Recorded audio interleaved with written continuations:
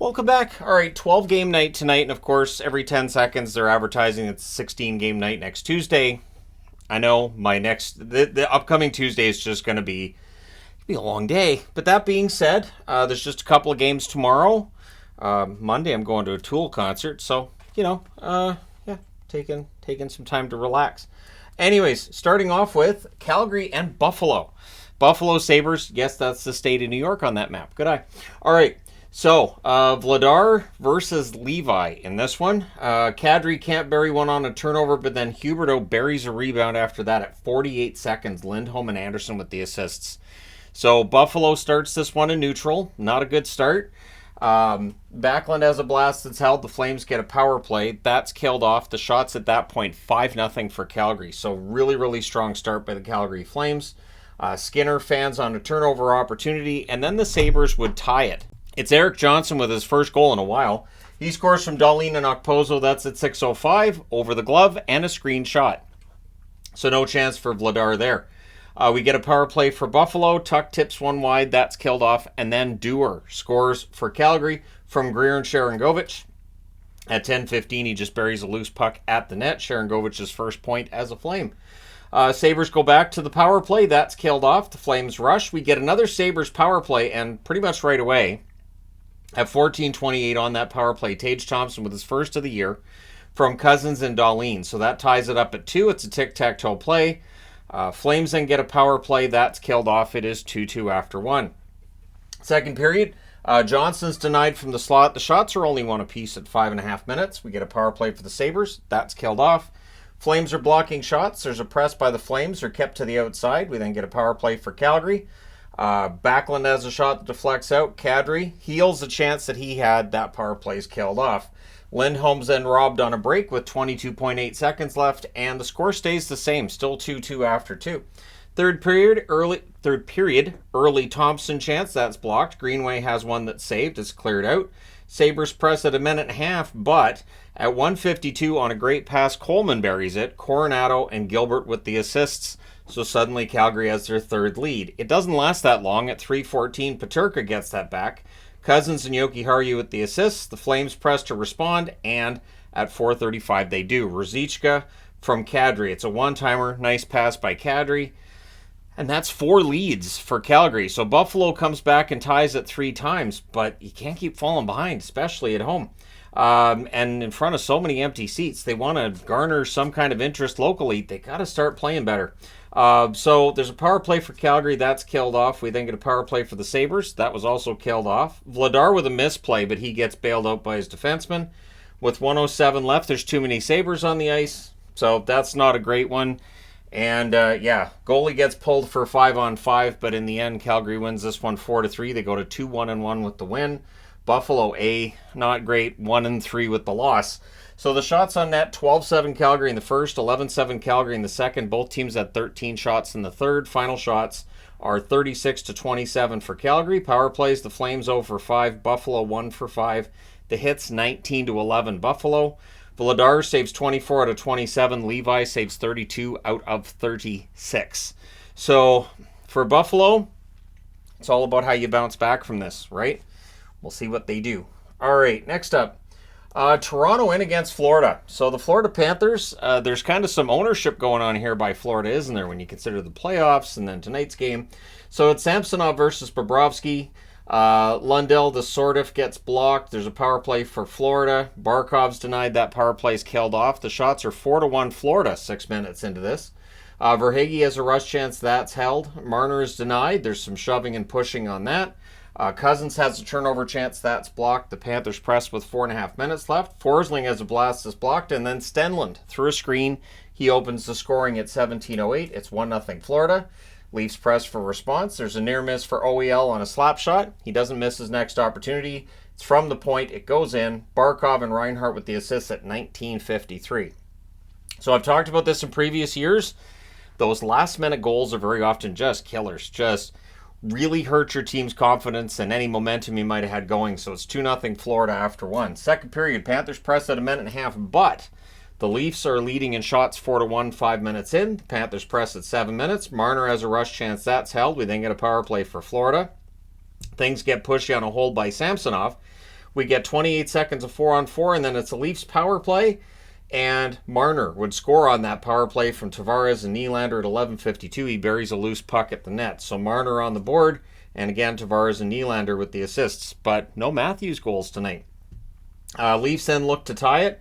There's a power play for the Panthers, though. That's killed off. 2:25 left. The Florida Panthers get another power play. And again, the Leafs kill it. Leafs wanted a penalty shot at the end of the period. That was a no, so they get a power play to start the third period. And it's a full power play, but it's killed off by Florida. 2 shots allowed on that. The Leafs press after, but they're kept to the outside, not getting much at the net. Panthers press at 4 minutes. The shots are 4-3 for the Leafs at the half. Not very many opportunities at all. Leafs press with 8.5 minutes left. Kulikov has a shot that hits Lundell. Looked like he was okay, though. Good puck pressure by the Panthers. Goalie pull happens with 2 minutes left. With 1:09 left, it becomes a 6-on-4. Barkov went to the box, so it gives you some hope there if you're Toronto. It gets snuffed out by an empty netter. It's Reinhardt from Kulikov at 19:59, so it's a shorthanded empty net goal, and it makes the final score 3-1. Florida evens the record at 2-2 with the win. Toronto drops to 2-2 with the loss. So, yeah, there's a lot of 2-2 going on in this league right now. Shots on net are 9 apiece in the first, 14-8 Toronto in the second, 7 apiece in the third. Final shots 30-24 for the Leafs. Power plays, Toronto 1 for 5, Florida 0 for 4. The hits 23-15 for Toronto.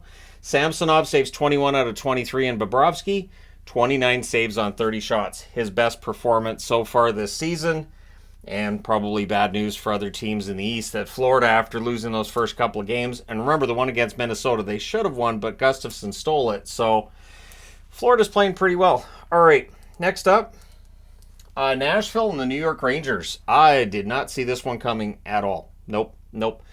Saros versus Shesterkin. Good early back and forth. The shots are 2-1 Rangers at 4 minutes. There's a near miss for Sherwood in close. There's a power play for Nashville. That's killed off. Wheeler has a shot that's caught and held. The shots are 4-3 at the half for the Preds. And then at 11:24, Cole Smith tips one in. McCarron and Barry with the assists. Nyquist then has a rush chance. That's held as Nashville looking for more. We get a power play for New York. That's killed off. And then out of the box, at the end of it, Cole Smith scores on a breakaway at 16:21. So it's 2-0 Nashville. And then the Preds look for another. So after the first period, they're up 2-0, and they're playing very well. Second period, we get a power play for the Preds. They score on it.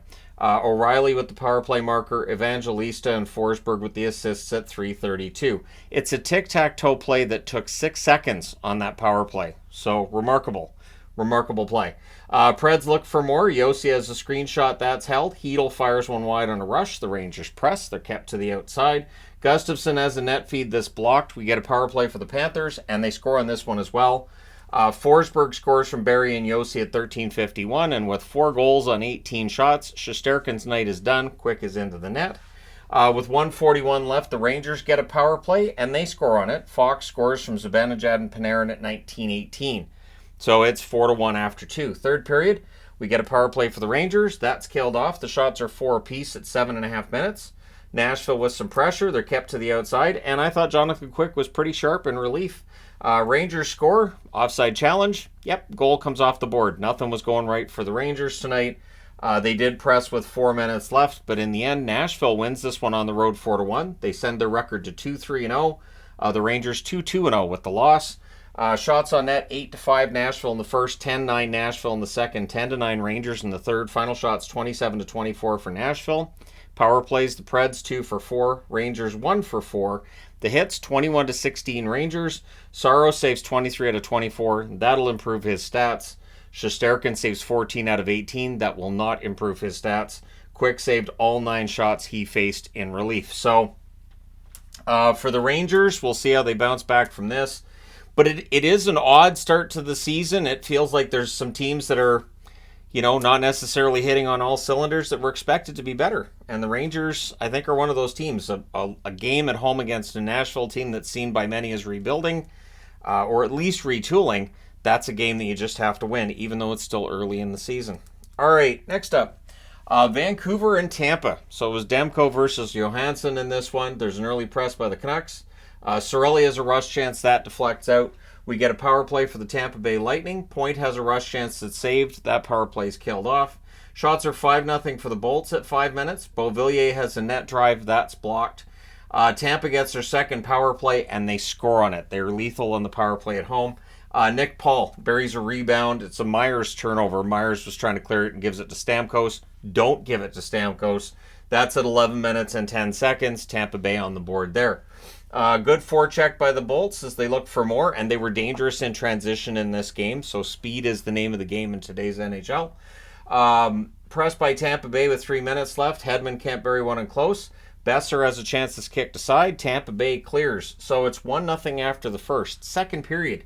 14 seconds in on a turnover, Brock Besser scores from JT Miller. So the Canucks tie the game early in the period. It's a one-timer from the slot. That's Besser's 5th goal this year. His first since his 4-goal night to start the season. Bolts press to answer, but Myers would score at 1:02 from Pettersson. So it's 2-1 Vancouver, and then they get a power play. There's a shorthanded 3-on-2. Hedman misses high. Tampa does kill that off. That's the only power play Vancouver had in the game. Kucherov's denied on a net drive. The shots are 9-4 for Tampa with 8.5 minutes left. The Canucks press with 5.5 minutes left. Asimont then ties the game from Sherry and Perbix at 15:43. It's a turnover. It's buried on a rush. And then Kucherov makes it 3-2. He scores from Hagel and Radish at 16:52. Tampa Bay presses for another. Stamkos is denied, but after 2 periods, it's 3-2 for Tampa. Third period, early press by the Canucks. A post for Kucherov away from 4-2. There we go. I wrote it on the board in such a way that I knew I was going to bugger it up, and I never went back and fixed it.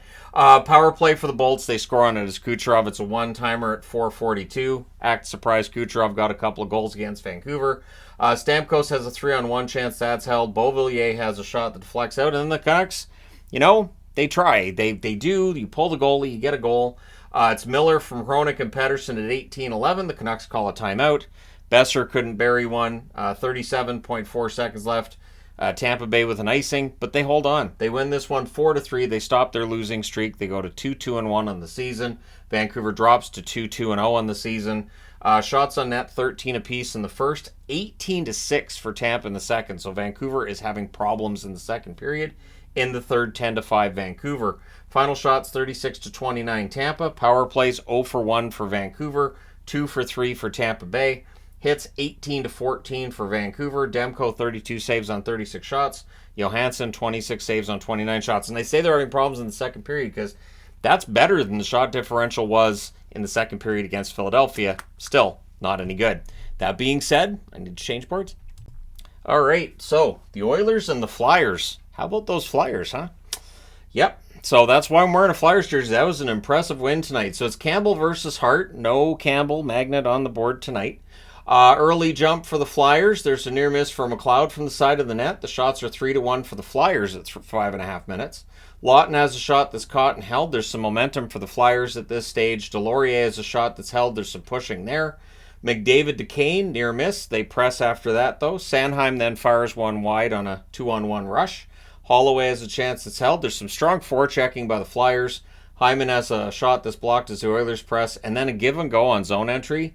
And Farabee buries it at 15:50. Brink and Sanheim with the assist. Bobby Brink's been very good for them early in the year. We then get a power play for the Flyers. That's killed off.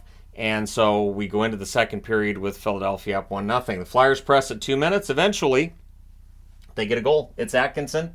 Tippett with the assist at 3:54. So Atkinson's returns definitely helped. Stahl gets shaken up along the boards. Lost his helmet on the play. Seemed kind of dazed. Things get pushy on a hold by Hart. Shots are 4-2 for the Oilers at 8.5 minutes. The Flyers are defending that Oilers transition. They're so dangerous. Their speed is so dangerous. We then get a power play for the Oilers. Hyman has a chance that's held. That power play's killed off. Flyers then get a power play. That was killed off as well. And then Zach Hyman gets the Oilers on the board from Ceci and McDavid at 15:22. With 2:31 left, the Oilers get a power play. So, of course, they normally score on every other power play. In this case, Sean Walker, shorthanded, scores from Couturier at 18:29. So there's Sean Couturier on the board. Getting him back's been huge. And that makes it 3-1 for Philadelphia. So that's buried on a rush. And then the Flyers finish the kill. With 20 seconds left, the Flyers get a power play. So they're up 3-1 going into the third, going on to the power, or with the power play. The Oilers finish the kill to start the third. Kulak has a behind the net chance. That's held. And then Atkinson scores from Tippett and Couturier at 4:17. So there's Couturier again. Atkinson with another goal. That makes it 4-1. We then had a power play for the Flyers. That's killed off. The Oilers press at the half. But the amount of prime chances they were getting, it's just not there. So really, really strong game by the Flyers that anytime the Oilers had pressure, they weren't getting to the net. They weren't getting those dangerous chances. Fogle has a net drive chance. That's held. The Oilers press with a minute and a half left. That's blocked out. Great complete game by the Flyers. This might be the best game they've played this year. They win 4-1. They're 3-1-0 on the season. The Oilers won 3-0, so that's a tough result for the Oilers. Shots on net, 9-7 Philadelphia in the first, 12-7 Edmonton in the second, and then 16-4 Philadelphia in the third. Final shots, 32-23 Philadelphia. I think Tortorella's going to be happy with that. Power plays 0-2 for Edmonton, 0-4 for Philly. Hits 16-13 Edmonton. Campbell saves 28 out of 32. Carter Hart, 22 saves on 23 shots. For a goalie that is as maligned as Carter Hart's been, he's a pretty good goaltender. I just think it's because he's been behind a pretty bad team with Philly that it's kind of blown his stats up a little bit. All right, next up, LA and the Wild. This was a bonkers game. Now, of course, last year this game ended 7-6. A little bit more sane this time, isn't it? But it's not a blowout, so I didn't get to use any of my No Mercy magnets tonight. We also didn't see a shutout tonight. And no big comebacks or anything. Anyways, Talbot versus Fleury in this one. Early jump for the Kings and Grundstrom. It's the first shot. Fleury needed to stop that. That's at 2.5 minutes. Kings look to add another. Wild having turnover issues, but Dewar on a puck takes a wild bounce off the boards. Merrill and Murmis with the assists at 6:21. Zuccarello then has a net drive this block. The Wild score. There's an offside challenge. Well, it counts. So again, offside challenges, and they're wrong. Kaprizov scores that one from Brodin and Zuccarello at 7:59. So the Wild come out with a power play for the delay of game. LA does kill that off. And then Gavrikov scores from Kempe and Kopitar at 15:26. So there's the turn for you. Wild get a power play. There's a shorthanded 2-on-1. Danault is denied there. Wild cycle late. It's killed off. Then there's a crossbar for Freddie Gaudreau after. And then Dubois scores from Fiala at 19:03. So, Minnesota fans watching live didn't feel that a Minnesota stick touched it before it went in the net. So Dubois tries kicking the puck to his stick. His stick did not touch it, but you could see that the puck did change its trajectory ever so slightly. So it counts as a goal. That's just, I know, but that's how the rules work. And then they scored again 11 seconds later. It's a turnover and it's buried. Dubois from Fiala again. So that makes it 4-2, and it really felt like that took the air out of the building. So second period, the Kings press at 3.5 minutes. Engelland has a shot, that's tipped wide. Laferriere has a rush chance, that's held. Things get pushy on a hole by Talbot. Kaprizov had a net feed, that was picked off. We get a power play for the Wild. That's killed off. The Kings press at 9 minutes. Fiala has a shot that's tipped wide. Hartman's denied and close. Kempe's robbed on a net drive. Brodin's denied in the final minute, and it stays 4-2 after 2. Gets crazy again in the third. Shots are 2-1 for the Kings at 3.5 minutes. No sign of craziness at that point. So post for Fiala as the Kings press. He's not allowed to get a goal. Gaudreau has a net feed. That's blocked. Rossi has a tip shot. That's held. Fiala misses one high on a turnover. The Kings press, and they score. Moore from Kaliev and Engelland at 10:30. So that is an insurance goal, which is good because at 14:38, the Wild get it back. It's Eriksson from Johansson, but pulling the goaltender, which is something that Minnesota does. They don't care about the score as much or the chances. 17:41, it's Kempe from Roy, and then the Wild get a power play to finish it. Well, they pull the goalie again. They're down by 3. This is why I'm saying that with Minnesota and with Evason, he just pulls the goalie anyways. So Lizotte hits the empty netter, which is also a shorthanded goal. Anderson with the assist at 18:52. So LA wins kind of an ugly one, 7-3. They go to 2-1-1 with the win. The Wild drop to 2-2-0, one of the many teams in the league sitting at 500. Shots on net, 8-7 Minnesota in the first, 14-11 Minnesota in the second, 10-9 Minnesota in the third. Final shots, 32-27 for the Wild. Power plays, LA didn't have any. They didn't need them. Minnesota 0-4. The hits, 21-17 Minnesota. Talbot, 29 saves on 32 shots. Fleury, 20 saves on 25 shots. So, Yeah, probably not a game that Fleury's going to be all that happy with, and we'll see what happens next game. It's interesting none of these games needed overtime tonight. All right, especially 7:30 starts, right? So Arizona and St. Louis. This one was close, and then it wasn't. So Ingram versus Hofer in this one. Early edge to the Coyotes. The shots are 2-0 in their favor, only a couple minutes in. Not much room for the Blues out there either. Really smart play by the Arizona Coyotes. Parayko fires one high on a turnover chance. Coyotes press at 5 minutes. Kapanen has a blast. That's kicked aside. Coyotes press at 9 minutes. Kapanen then tips one wide as the Blues press. Hayden's then denied. Hofer holds on to that. We get a power play for Arizona. Too many men on the ice for the Blues. Hayden tips one high, and then Bjugstad would score the power play marker.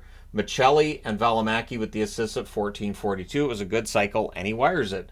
So after the first period, it's 1-0 in favor of the Coyotes. Second period, good early back and forth. Sundqvist has a rush chance that's held. Saad couldn't bury one in close, and then it's a turnover, and on a rush, Keller scores from Schmaltz at 2:34.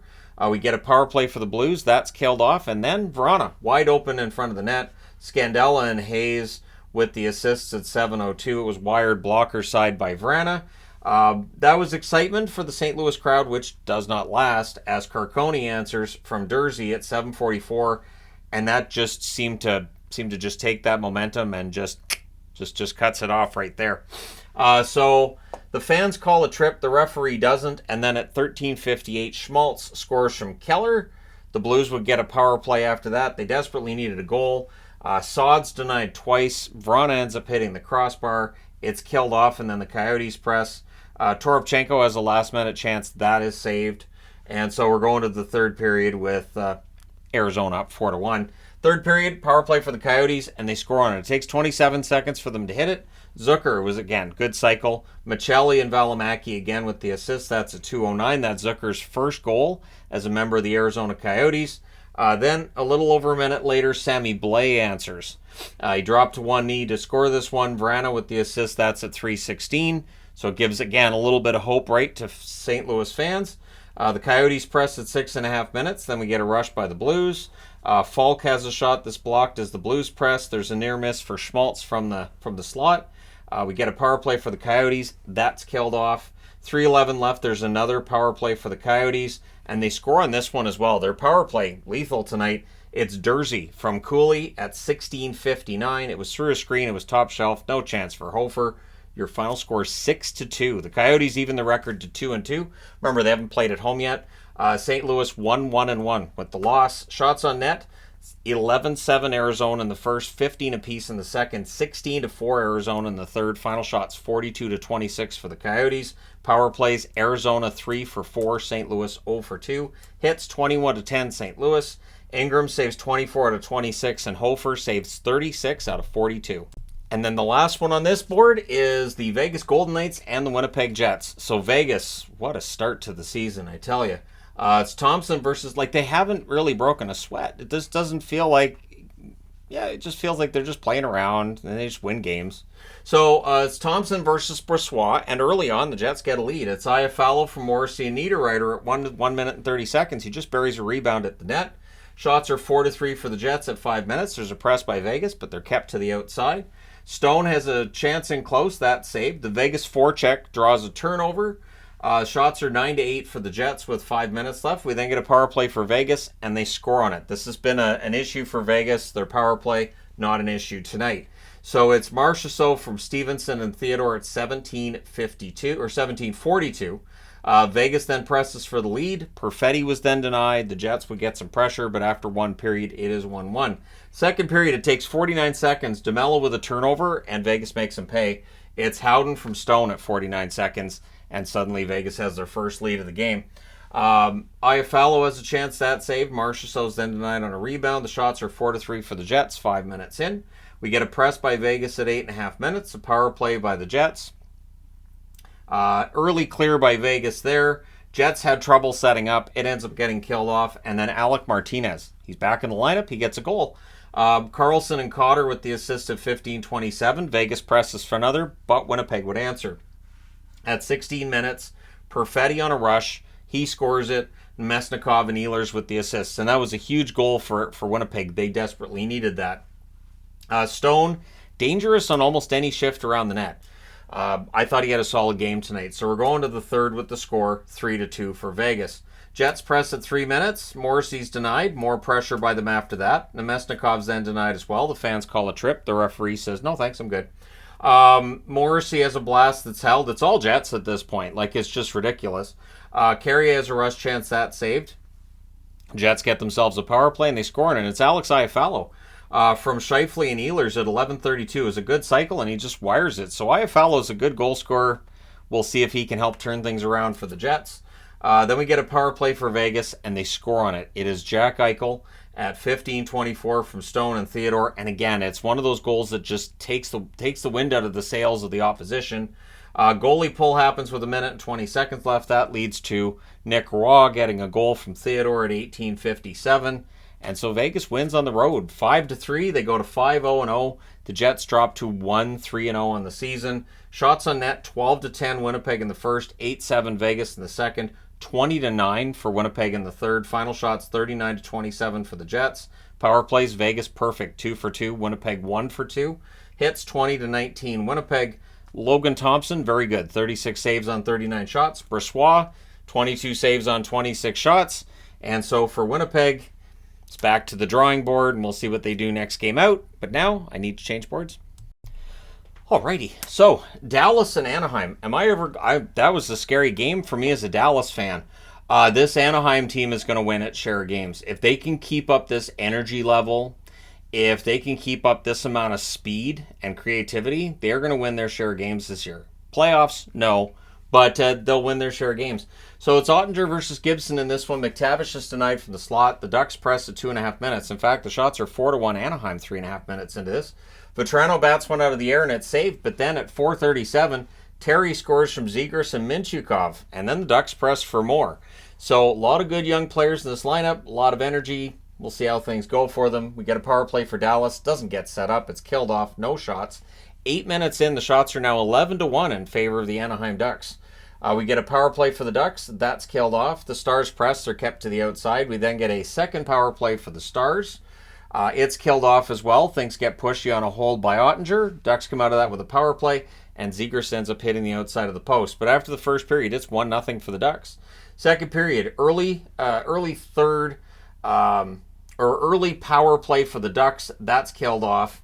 I don't know why I had third up there. Obviously, it's the second period. Probably from one of the other games. They're all in the third. Anyways, shots are 2-1 for Dallas at 5.5 minutes. The Ducks are limiting the Stars' chances. Solid defense, which is not something I said about Anaheim very much last year at all, if at all. Did I say it at all last year? In this case, it was.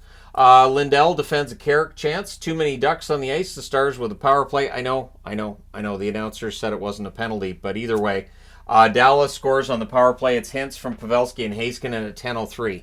So the Ducks look to answer. Carlson with a near miss as the Ducks press. There's more pressure by the Ducks. That draws them a power play, as it will. We then at 1 minute and 41 seconds of 4-on-4, and Zegras was not pleased with that call. And I understand it because, honestly, that's a big momentum swing, right?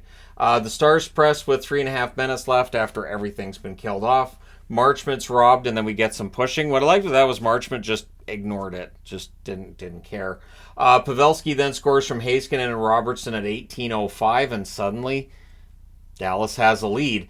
And just in the back of my mind, I was thinking, I understand Anaheim only had one shot that hit the net in that period. I'm going to say this. I have my doubts about the validity of that one shot on net. Some of the shot clocks in the NHL don't make a lot of sense. Anyways, so we're going to the third period, and Anaheim doesn't stay behind for very long. It's Leo Carlsson. Nice goal. If you're going to debut in the NHL, you want to score a goal like that. It's a one-timer on a rush. Troy Terry with the assist. So if you're looking at Calder, Leo Carlsson, right? Because Bedard, we'll talk about Bedard, and I think we're almost to the point where we need to get into a video on what's gone wrong there.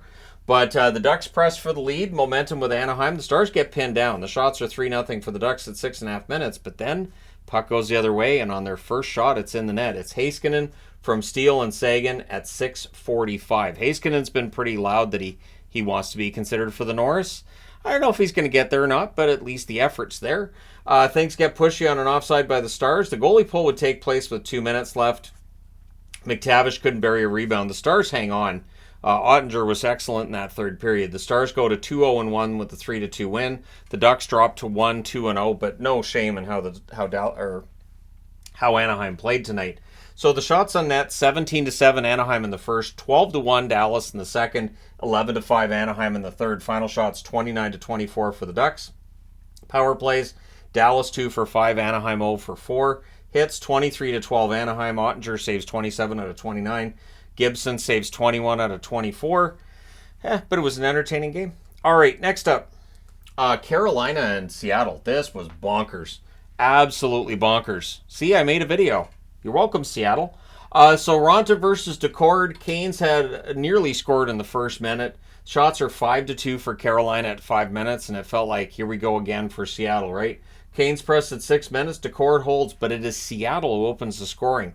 It's Yanni Gourde from Burakovsky and Tolvanen at 7:16. That's his first point of the year. Same for Burakovsky, and I think the same for Tolvanen. So that's a benefit. But 17 seconds later, it's a face-off win, and Fast scores for Carolina from Slavin and Stahl. Kraken press for another, but we end up with a power play for Seattle as well. And Schwartz restores the lead for Seattle on the power play from Yamamoto and Dunn at 12:18. There's a good back and forth after. Bunting and Dunn were unfriendly out there.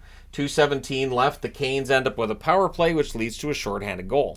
And at 19:22, it is Belmar from Dunn to get that shorthanded goal. I forgot to write it in, so I had to look it up. But yeah, Belmar with that shorthanded goal. Nice play by Dunn to set it up on a 2-on-1 rush. Kraken then finished the kill. So they're up 3-1 after one. Not a bad start. Second period, early edge for the Canes, but we get a power play for Seattle, and Dunn scores on the power play. Bjorkstrand and Burakovsky with the assists at 2:37. So Dunn with 3 points in this one game tonight, outproducing what he had done in the first 4 games of the year. So he fires that one home, and that ends the night for Ronta. Kochetkov is in, so that's 2 goalies pulled tonight, which equals the total amount of goalies pulled in previous games. And I mean pulled for goals, not because of illness and all that. So the Kraken press at 4.5 minutes. The Canes can't clear it out. Cartier has a chance that's fired wide on a rush. Orlov has a shot that's blocked as the Canes press. Shots on net are only 5 apiece at 8.5 minutes. Stahl has a rush chance that's saved and held. Wenberg's denied on a fast break. With 2:41 left, the Kraken get a power play. That's killed off. We're going to the third period with Seattle ahead 4-1. But don't count out Carolina. At 1:06, on a cross-ice pass from Nason, Jarvis scores, and he pointed straight at Nason after that goal because he knew Nason got it for him. Canes nearly add another. Kraken are having turnover issues at this point, get a little shaky. Canes press at 4 minutes, the Kraken block, and then Nason. He scores from Kokaniemi at 5:53 to make it a 1-goal game, and then the Canes look to tie it. The Kraken press at 8 minutes. Eberle fires one wide on a rush, and then McCann.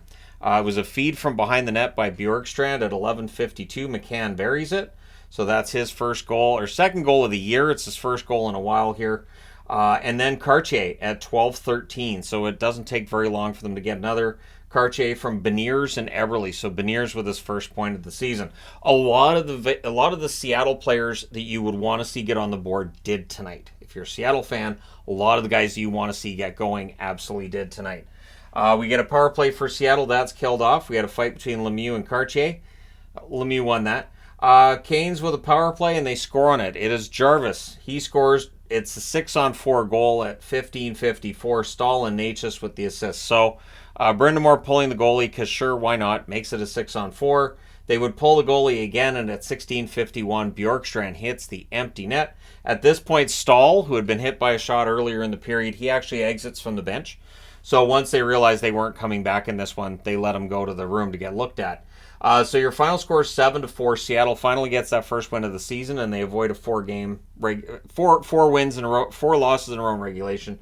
1-3-1 is their record, and for Carolina, 3-2-0 with the loss. Carolina has had a hard time with a full 60-minute game so far this year. This West Coast trip's been tough for them. Shots on net, 21-14 Carolina in the first. Yeah, that's a lot. Second period, 10-9 Seattle, 12-6 Seattle in the third. Both teams had 36 shots in this game. Power plays, 1 for 2 for Carolina, 2 for 4 for Seattle. Hits, 15-10 Seattle. Ronta saved 14 out of 18. Kochetkov saves 15 out of 17 in relief. And Decord saved 32 out of 36. And he gets Seattle's first win of the year. So we'll see how things go for him from here. All right, next up, Chicago and Colorado. So at this point, I'm kind of starting to feel bad for Connor Bedard because, teams just key on him. And tonight, the Avs completely and totally shut him down. It's like just, if they didn't highlight him every 2 minutes on the broadcast, you wouldn't have really known he was out there all that much. So it's Mrazek versus Georgiev. The Avs had the early jump. Nichushkin has a net drive that saved. Dickinson's then denied on a good deke move in close. The shots on net are 3 apiece at 3.5 minutes. The Avs press at 5 minutes. There's a near miss for Tatar. Things get pushy on a Georgiev hold. I think at this point the shots were 7-7. It was close. It did not stay that way. Then there's a delay game call that gives the Hawks a power play. So, of course, Colorado scores on it. It's a fast break goal for O'Connor. Manson with the assist at 11:46, and a shorthanded goal makes it 1-0 Colorado. Avs finish the kill. Rantanen's denied on a 3-on-2. The Avs press with 5.5 minutes left, and they just keep pressuring. They just kept going. Byram has a shot that deflects wide. 2:25 left. We get a power play for Colorado. Rantanen with a post. Mrazek holds, and then Johansson buries his own rebound at the net. Lehkonen and Rantanen with the assists at 18 minutes and 40 seconds. So it's 2-0 after the first. Second period, the Avs pick up right where they left off. The shots are 4-0 Colorado with 3.5 minutes. Kaiser has a wraparound chance. That's picked off. There's line juggling by the Avs. I'm not sure why, but you know what? I'm not going to question the coach of the Avs because he's won a Stanley Cup. He knows what he's doing. Avs controlling the play. Mrazek solid. Gerard with some blocks. The Avs end up clearing it out. Tyler Johnson has a 2-on-1 chance to save. The Avs score, but it's an offside challenge, and unlike the last few offside challenges, this one actually comes off the board. Feels like now I'm not as sure as I used to be. It used to just be, okay, offside challenge is coming off the board. This year, the rate of success at challenging offside not as high. It'll get there. Shots are 28-10 Colorado halfway through this game. So, it was a lot. Get a power play for the Avs. Rushes for both teams during that power play. It's killed off. Colton has a shot that's held, and then Taves. He gets on the board from Nichushkin and Tatar at 13-17 to make it 3-0. O'Connor to net front gets picked off, so they were trying for another. Get a power play for Chicago. That's killed off. 1:40 left. The Avs with a power play. That rolls over into the third period where the Hawks finish the kill. The Avs press after it ends. The Hawks with a power play. That's killed off. At that stage, they were 0 for 3. They go right back to the power play, and the Avs give them nothing on that power play. Just nothing. That's killed off, and they make it look easy. And then McKinnon scores from Tatar and Taves at 8 minutes and 40 seconds. I mean, Mrazek had a nice poke check on McKinnon later in the period, but this was never in doubt. Your final score is 4-0 Colorado. They go to 4-0-0 to start the season. Chicago 2-3-0 with the loss. Shots on net 22-8 Colorado in the first, 11-7 Colorado in the second. Remember, the shots were 7 apiece at one point. 8-3 in the third in favor of Colorado. Final shots 41-18 in favor of the Avs. Power plays Chicago 0 for 4. Colorado 1 for 3. According to the app, the hits were 3-2 for Colorado. Really? Mrazek 37 saves on 41 shots, and Georgiev all 18 saves in a relatively easy shutout. There were a couple of really good plays for Chicago, but pretty easy shutout as far as shutouts go. All right, and last game of the night, Boston and San Jose. So when I was wearing Colorado for the preview this morning, I felt like, you know what, Chicago's 2-2. Maybe there's a trap there. I did not think that San Jose could beat Boston. I just didn't see that. Boston is not playing a flashy style of hockey. They really aren't. They're going to be tough to watch. But when they're winning, you really can't complain. I guess if you're not cheering for Boston, you can. So it's Ullmark versus Kakkonen in this one. Early press by Boston. In fact, the shots are 5-1 in their favor, 4.5 minutes in. Sharks press at 5.5 minutes. Momentum goes towards San Jose at the half. The Bruins would then press with 8.5 minutes left. Lindholm has a shot that's held. Pasternak nearly gets one. The Sharks clear it out. There's a near miss for Ferraro as the Sharks press, and I thought, they're going to get out of this period scoreless. They don't. Marchand scores at 18:06, and then 19 seconds later, Van Riemsdyk scores from Frederick and Coyle. So instead of being scoreless, it's suddenly 2-0 for Boston after one, and I apologize to San Jose fans everywhere. As soon as I saw it was 2-0, I went, okay, it's 2 goals. Ullmark's in net. He's not allowing 2 to the Sharks. It's good. Game's done. Second period, we get a power play for Boston, and it becomes 4-on-4. Everything gets killed off there. Shots are 4-2 Boston at 6.5 minutes, and they're really not giving the Sharks anything. They're smothering the play. Low event, sure, but they're smothering the play, and they're up by 2. Zoc has a net feed, that's held. LeBanc had a 2-on-1 chance, that was defended. Bordelot, he fanned on an opportunity in front of the net. Smart game by Boston. Again, I had to put that on the board. Just smart game by them. And then Pastrnak scores from Carlo at 16:46. Now, the Sharks did look to answer, and they did get some pressure here and there, too. Pressed by the Sharks in the final minute, actually. So after 2 periods, it's 3-0. But a little bit of fight back from the Sharks. Third period, power play for the Sharks. There's a shorthanded break for Marchand. That's held. Power play's killed off. The Bruins press at 4 minutes. Sturm fires one wide on an open net. Pastrnak has a slot shot that deflects out. The shots are 8-7 Boston at the half. McAvoy is a shot that's held as the Bruins press. And then, you know what? San Jose does get on the board. It's Duclair with his first as a member of the Sharks. Great pass by Hertl to set it up. That's at 11-13. So it's 3-1, and there's that glimmer of hope there for the San Jose Sharks. Eklund fans on one in the slot. The Bruins then press with 5 minutes left. The goalie pull happens with 3 minutes left. Hoffman has a blast, that's held. There's a near miss for Hertl. Some heavy pressure, and that leads to, at 36.4 seconds left, it becomes a 6-on-4.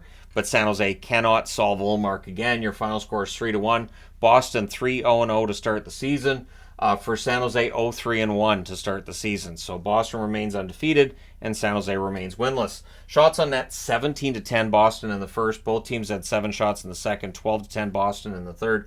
Final shots, 36-27 for the Bruins.